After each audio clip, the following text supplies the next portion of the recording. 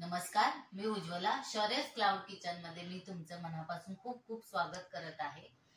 आज ज्योतिबाचा जागर आहे. आमच्याकडे पुरणपोळीचा नैवेद्य केला जातो. तर मी आज तुम्हाला पुरणपोळीची रेसिपी दाखवणार आहे. चला तर मग रेसिपीला सुरुवात करूया. या वाटीने मी 1 वाटी चणा डाळ घेतलेली आहे. स्वच्छ धुवून मी हे 2 तास भिजत घातलेली आहे.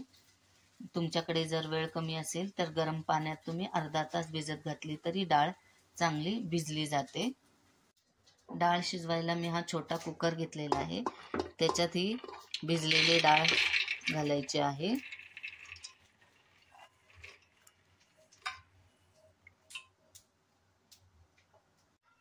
याच्यात आता अर्धा चमचा हळद घालायची आहे आणि ही तेलाची 1 पळी तेल घालायचं आहे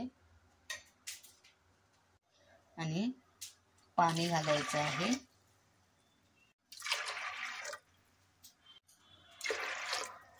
या ग्लासने मी 3 ग्लास पाणी घातलेलं आहे. या पाण्याची मी कटाची आमटी करणार आहे म्हणून मी पाणी जरा जास्त घातलेलं आहे. आता या कुकरच्या मी 2 शिट्ट्या काढणार आहे. 2 शिट्टीमध्ये डाळ चांगली शिजली जाते. हे बघा, कुकरच्या 2 शिट्ट्या झालेल्या आहेत. मी कुकर उघडलेला आहे. ही डाळ अशी छान शिजलेली आहे. इथे मी एक स्टीलची बुट्टी घेतलेली आहे. त्याच्यावर ही पुरणाची चाळण अशी ठेवायची आहे आणि ही कुकरची शिजवलेली सगळी डाळ याच्यात ओतून सगळं पाणी नितळायचं आहे अशा प्रकारे. चला तर आता आपण पुरणपोळीसाठी लागणारं पीठ मळून घेऊया. इथे मी 1 वाटी मैदा घेतलेला आहे. 1 वाटी गव्हाचं पीठ घेतलेलं आहे. दोन्हीही पीठं मी चाळून घेतलेली आहे. त्याच्यात जरासं मीठ घालायचं. मीठ नंतर पाव चमचा हळद घालायची. त्याच्याने कलर खूप छान येतो पुरणपोळीला आणि पचायलाही हलकी होते पुरणपोळी. आणि याच्यात आता 1 चमचा तूप घालायचं आहे. याच्याने पुरणपोळी खूप मऊ आणि लुसलुसीत होते. हे सगळं आता चांगलं असं हाताने चोळून चोळून मिक्स करून घेऊया. हे बघा, तूप चांगलं सगळ्या पिठाला लावलेलं आहे. असं चोळून चोळून चांगलं घेतलेलं आहे आणि आता थोडं थोडं पाणी घालून एकदम मऊसर पीठ मळायचं आहे. एकदम मऊ पीठ मळायचं आहे म्हणजे पुरणपोळ्या फुटत नाहीत आणि चांगल्या टम्म फुगतात.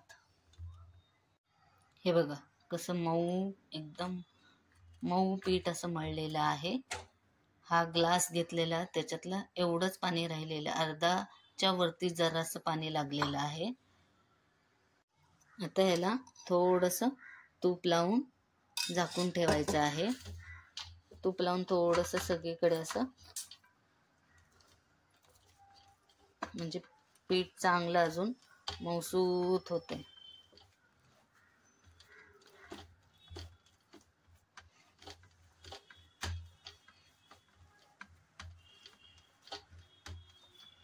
तूप असं सगळीकडे लावून 10 मिनिटं झाकून ठेवूया.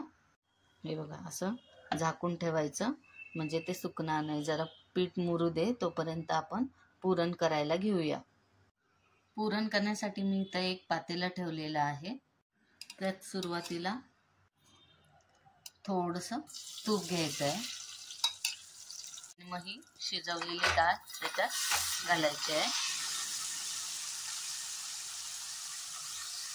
ही डाळ चांगली तुपातली परतून घ्यायची आहे 2 मिनिटं. 2 मिनिटं ही डाळ तुपात परतल्यानंतर याच वाटीने मी डाळ घेतली होती त्या वाटीने अर्धी वाटी गूळ घ्यायचा आहे. तुम्ही तुमच्या आवडीप्रमाणे कमी जास्त गूळ करू शकता. हे पण चांगलं मिक्स करून घ्यायचं आहे. हे बघा, पुरण पूर्ण शिजून झालेलं आहे.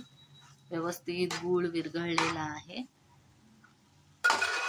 हे बघा, असं घट्टसर असं पुरण झालेलं आहे. पुरण झालं की नाही कसं ओळखायचं, असा चमचा उभा राहायला पाहिजे त्याच्यात.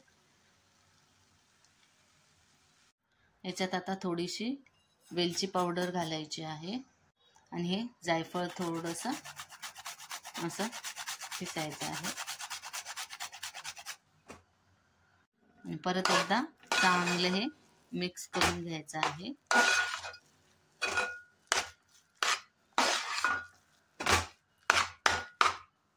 हे बघा, मगाचीच मी ही बुट्टी घेतलेली आहे. ह्याच्यातलं पाणी मी दुसरीकडे काढून ठेवलेलं आहे कटाची आमटी करण्यासाठी. त्याच्यावर ही पुरणाची चाळण ठेवायची आहे. पुरण वाटण्यासाठी हा ग्लास घेतलेला आहे, ह्याला मी तूप लावलेलं आहे घालून. आता जे शिजवलेलं पुरण आहे ते थोडं थोडं ह्याच्यात घ्यायचं आहे. गरम गरमच वाटून घ्यायचे. असा उभा मोठा ग्लास घेतला ना की हाताला भाजत नाही. हे बघा, हे असं पट पट पट पट लगेच पुरण वाटलं जातं.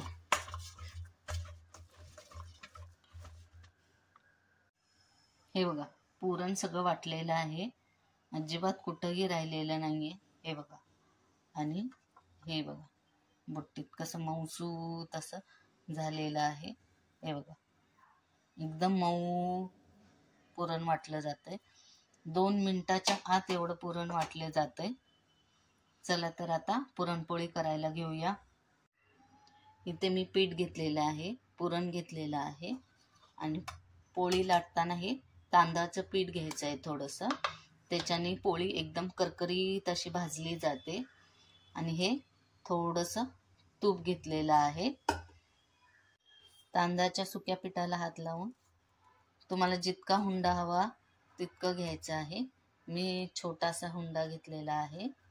असं गोल करून घ्यायचं आहे आधी,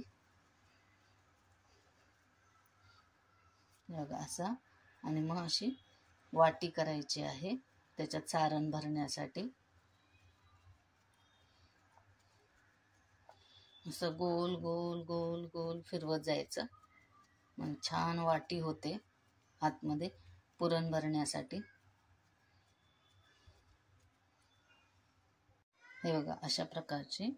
आणि त्याच्यात तुम्हाला पाहिजे तेवढं तुम्ही सारण भरू शकता. मी हे एवढं सारण भरत आहे, असं गोल चांगलं असं. आणि चारी बाजूने बंद करून घ्यायचं आहे, असं गोल फिरवून फिरवून फिरवून.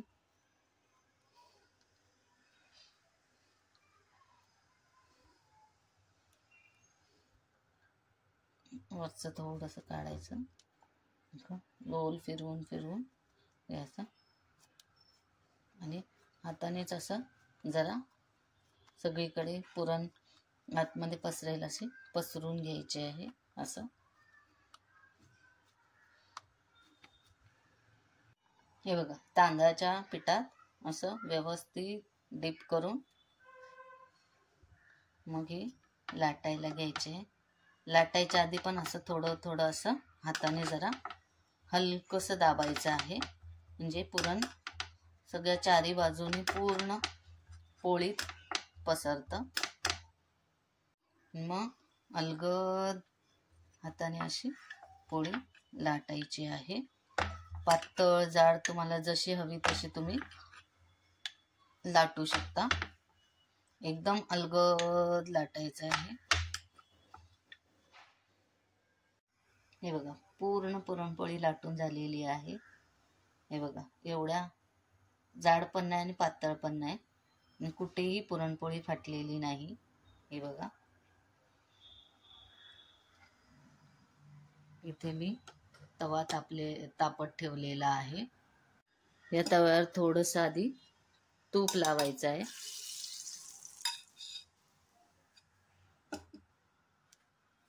आणि मग ही पुरणपोळी अलगद टाकायची आहे. कढईने सुद्धा थोडंसं तूप असं लावायचं आहे, म्हणजे खरपूस अशी पुरणपोळी भाजली जाते. आपण आता पलटी करूया.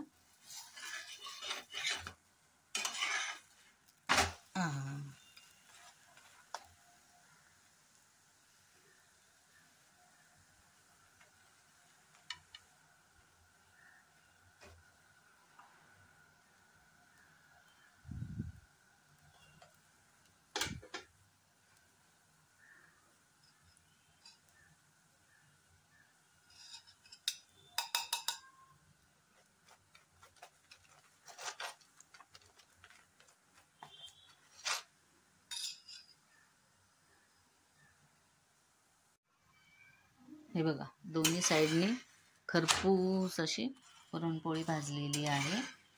आता आपण ही अशा जाळीवर काढून घ्यायची, म्हणजे त्याची हवा व्यवस्थित निघून जाते. हे बघा, दुसऱ्या पुरणपोळीचा पण आधी हुंडा तुम्हाला दाखवते. असं गोल गोल गोल थोडंसं असं तांदळाचं पीठ लावून लावून असं गोल गोल वाटी करायची. हे बघा अशी, आणि ह्याच्यात हे पुरण असं घालायचं. हे बघा, हे एवढं पुरण मी घालत आहे, आणि असं खालून असं गोल गोल चारी बाजूने गोल गोल करून असं चांगलं बंद करून घ्यायचं आहे. चांगलं मिटवायचं.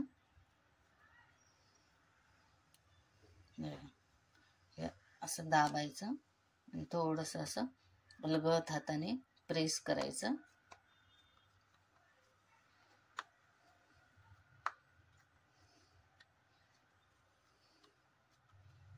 आणि पोळपाटाला तांदळाचं पीठ लावायचं आणि चांगलं अलगद एकदम लाटून घ्यायचं आहे. हे बघा, असं एकदम अलगद लाटायची पोळी. हे असे पातळ जाड कशी हवी तशी तुम्ही लाटू शकता. हे बघा, दुसरी पण पुरणपोळी लाटून झालेली आहे. हे बघा, इतक्या पातळ याची करायची आहे. तुम्ही तुमच्या आवडीनुसार जाड पातळ करू शकता. आता ही दुसरी पुरणपोळी पण मी तुम्हाला भाजून दाखवते. हे बघा, अशी मीडियम गॅसवर भाजायची आहे. ह्याला चारी बाजूने असं तूप लावायचं आहे, म्हणजे छान खरपूस अशी भाजली जाते. तुम्हाला तूप आवडत नसेल तर तेल लावलं तरीही चालेल. खालच्या साईडने भाजलेली आहे, अलगद पलटी करायची आहे. हे बघा कशी टम्म अशी फुगलेली आहे. मीडियम गॅसवर भाजली की चांगली टम्म अशी फुगते. आता परत पलटी करूया अलगद असं.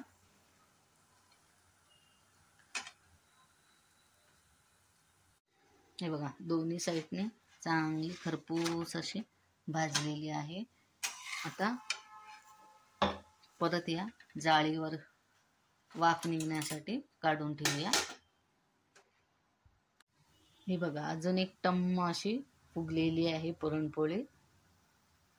बारीक गॅसवर अलगद भाजले की टम्म फुगतात चांगल्या पोळ्या. हे बघा, कशा छान पुरणपोळ्या तयार झालेल्या आहेत. चला तर आता आपण नैवेद्याचं ताट वाढायला घेऊया. इथे मी हे ताट घेतलेलं आहे वाढायला. ही आहे कटाची आमटी.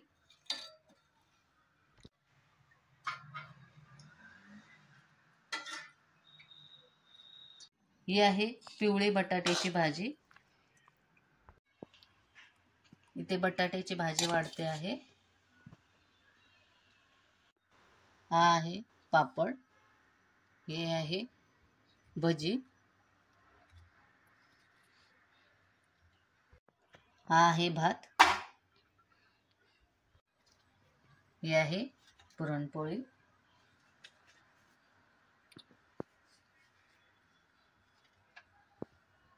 आणि भातावर हे तूप. चला तर मग पुरणपोळीचं ताट तयार आहे. या सगळ्यांनी जेवायला. हे बघा, पुरणपोळी झालेली आहे. मी देवाला नैवेद्य दाखवलेला आहे. तर माझी पुरणपोळीची रेसिपी तुम्हाला कशी वाटली? एकदम मऊ लुसलुशीत होणारी पुरणपोळी आहे. तर तुम्ही घरीही नक्की करून बघा आणि आवडली असेल तर कमेंटमध्ये मला नक्की कळवा. माझी ही पुरणपोळीची रेसिपी शेवटपर्यंत बघितल्याबद्दल मनापासून खूप खूप धन्यवाद. लाईक, शेअर आणि सबस्क्राईब करायला विसरू नका. माझ्या रेसिपीज जर तुम्हाला आवडत असतील तर शौर्यस क्लाउड किचनला नक्की विजिट द्या. याआधी ज्यांनी माझ्या शौर्यस क्लाउड किचनला लाईक, शेअर आणि सबस्क्राईब केलेला आहे त्यांचे मनापासून खूप खूप धन्यवाद. माझ्या रेसिपीज तुम्हाला आवडत असतील तर तुम्ही तुमच्या फ्रेंड सर्कलमध्ये, रिलेटिव्हजमध्ये ह्या रेसिपीज शेअर करायला विसरू नका. मी अशाच नवनवीन रेसिपी घेऊन येत जाईल, तर तुम्ही माझ्या शौर्यस क्लाउड किचनला नक्की व्हिजिट द्या. धन्यवाद.